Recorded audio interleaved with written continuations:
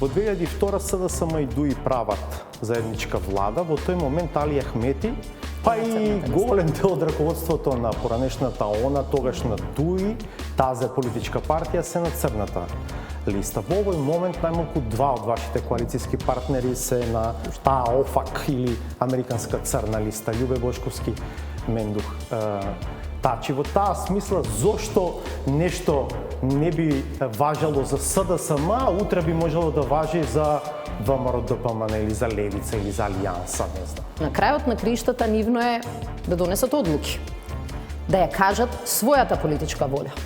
Ние ги носиме одлуките кои што ќе се однесуваат на тоа каде оди државата и што понатаму. Најблискиот соработник на премиерот завршува во притвор, обвинителството за него води истрага и така натаму. Факт е дека имате постигнување на страната на чудата, но исто толку чудни работи ви се случуваат во работата на владата.